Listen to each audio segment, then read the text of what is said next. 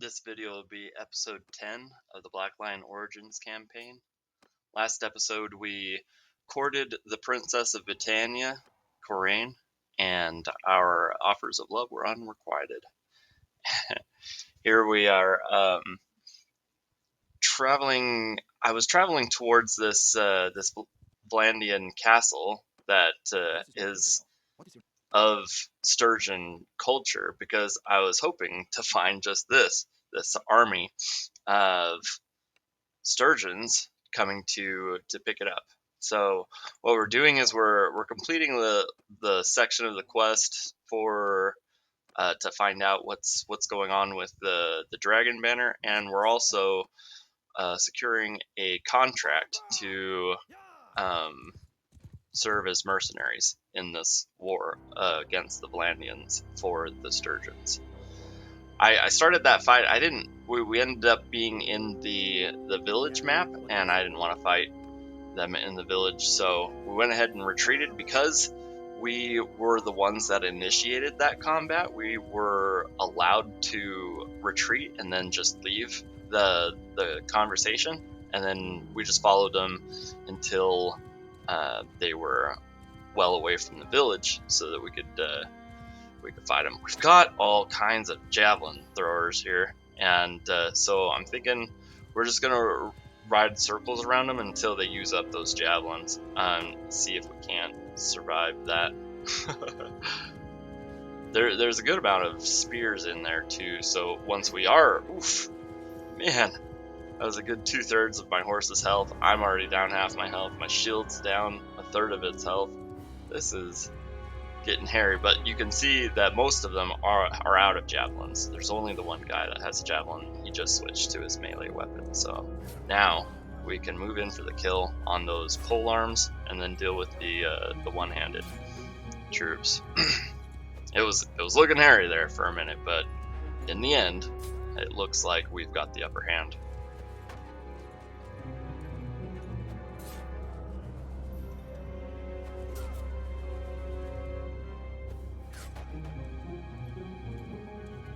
Maybe I've been behaving a little foolhardy, kind of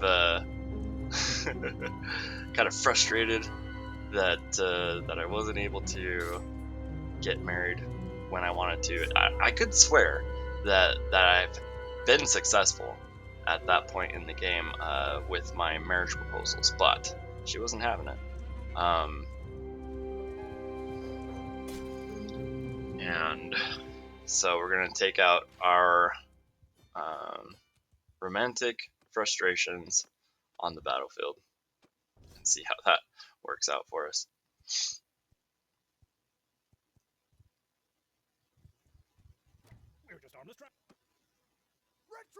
We're of course retreating our warband against looters because we've got to level our athletic skill. I know this isn't an terribly exciting thing to watch, and I'm sorry for that, but it's something that has to be done. This is the sort of thing that we're gonna have to endure if we're gonna do a let's play of Bannerlords. I'm sure that if you're a veteran watcher of let's play content for Bannerlords, you're familiar with the cross that is this that has to be borne. It's not often that you're going to find yourself in a situation where you're in trouble with this, but if you heard, my horse just got hit by one of those rocks, and we've got 3 looters left in the map, but we took one of them out, and there's the other one, but the other one was chasing. Oh no, there was 2 more, so there was 4 more looters in the map. Yeah, they were chasing my warband as they were trying to exit the map. So we're just gonna see if we can't take them out on foot.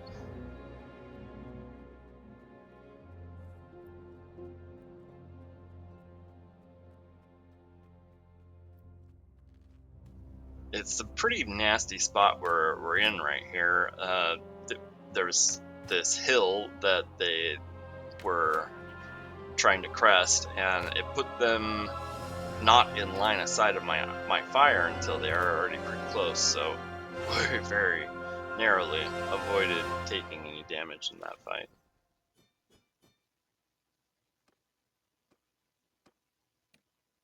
And look at that, the hyena got himself some charm.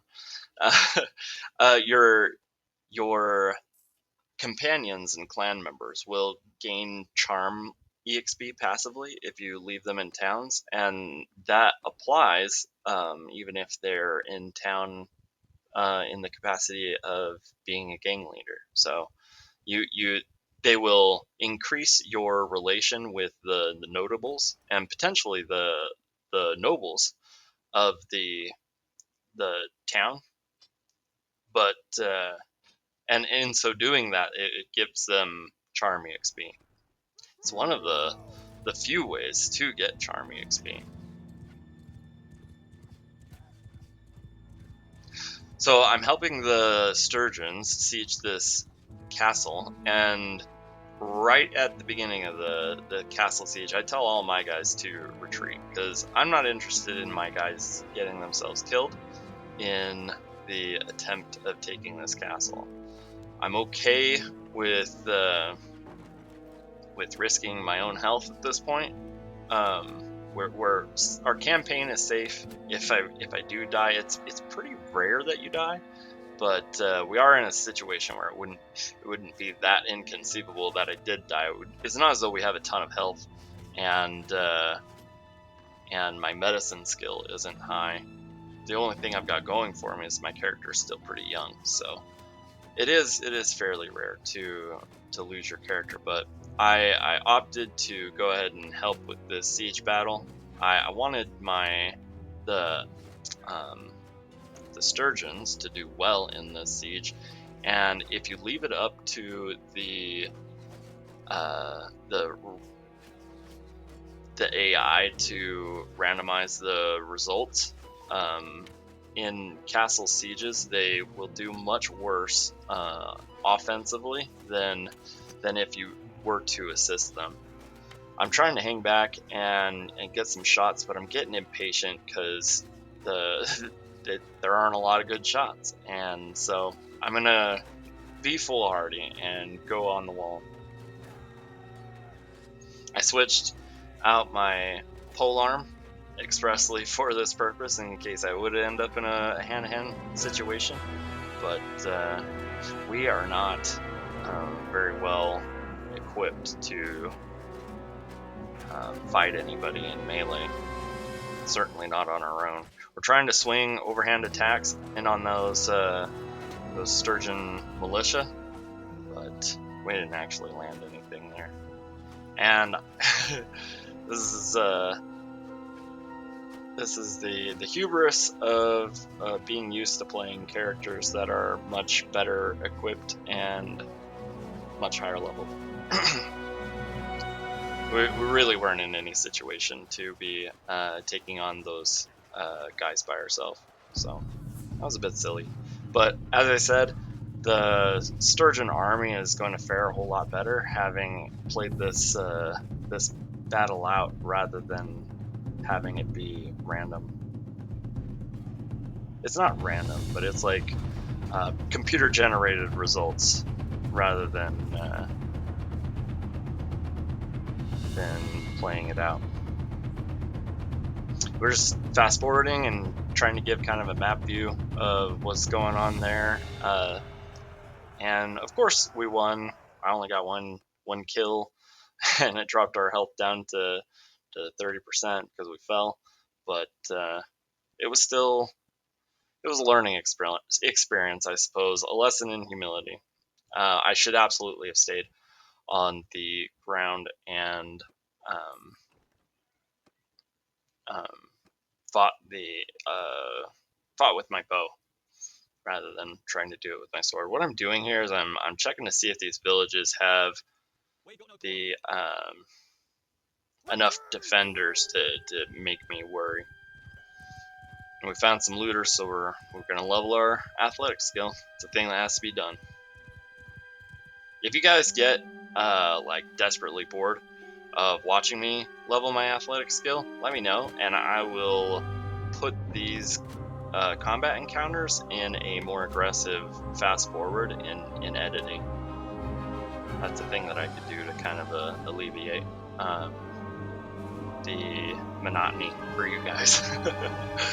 I switched my bow out. This is a bow. It's a long bow that requires 50 bow skill, and it's actually much better than the legendary short bow that I was using. That only required like 15. Or no, it didn't require any bow skill. So, and I had kind of talked about how you are better served to use your short bow rather than your long bow doing this, because the you can't have the long bow in hand on horseback until you reach bow skill 225 and pick up the perk that allows you to use longbows from horseback.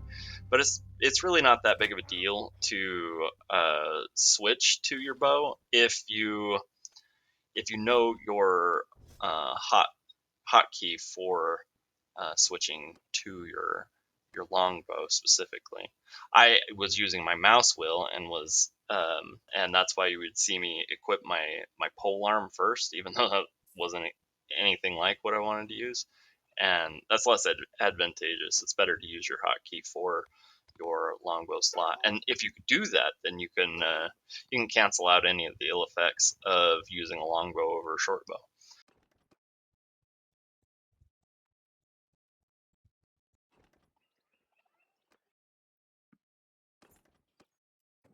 So what I was doing there, why I engaged in hostile actions against those villages, and then retreated, was I was checking out to see what the layout of those villages were, if they were something that I was interested in fighting in.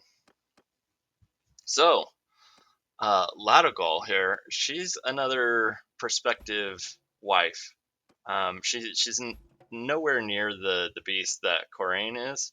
Corain is very leveled in combat, but Ladogol would be a acceptable second best.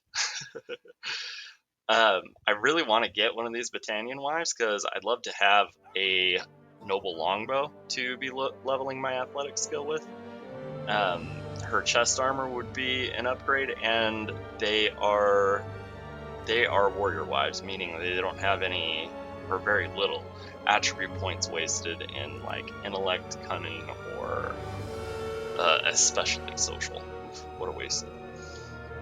So we were traveling further into the Battanian lands, kind of heading towards Vlandia, and we came across this army of 1,000, and I'm interested in following that in order to level my scouting skill. I think this early in the game, I'm best served to find bandit hideouts in order to level my scouting skill, but even so, this is the close second best, and I'd love to get my scouting skill up to 75. I don't know if I can. I don't think I have the focus points for that. I think I do. I think I have 2 in there, and that should get me up to 75. The reason why I want to get to 75 is then I can get the set Forestkin perk, and that'll make it so that I can move in forests with 0 movement speed debuffs. So in this fight, I retreated all of my troops except for... Oh no. No, it looks like I retreated all of my troops. I take it back.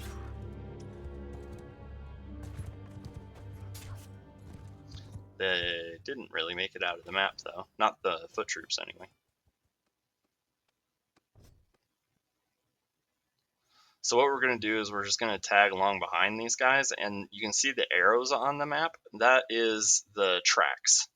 And you get scouting EXP when you can see those tracks. And I've got to be like super close to that army before I ever actually see those tracks. And so we're tagging along behind trying to get some EXP. We'll make a level, but it's pretty slow. And of course they're coming to take back the castle that we just took with Sturgia. I say we, I killed one guy. Hardly uh, worth crediting myself that victory at all. But that army is too small to contest that siege for sure. Those looters wanted to join us, but I wasn't interested. At this point in the game, I pretty well just want to have archers in my warband. I see I've got one sea raider, but maybe more. But they'll be the troops that I'm looking to get rid of next time I set up a gang alley, which, by the way, is something that I can do. I can pick up a new companion and set up another gang alley so that I can be getting that passive roguery and roguery EXP and gold, which is nice. With the mercenary contract, we're definitely, well, with the mercenary contract and at least 5 influence, we're able to stay in the black with our finances for the first time, and with our 2 gang alleys. But it's not very far in the black. But even so, it's nice to not be losing money every day. And that bow, you can see, is it's more accurate. It does a little bit more damage. It's about as fast, and yeah, more accurate. It's like enough said, right? If you can't hit the target, what's the point in shooting at it? And I've organized my warband here so that I could retreat with all of my other troops, but keep my clan members in, because they will ride around on their horses and shoot at targets and be a distraction and maybe get themselves some EXP, but it's very unlikely they're going to get the kills. So I'm still able to get the bulk of the EXP for myself.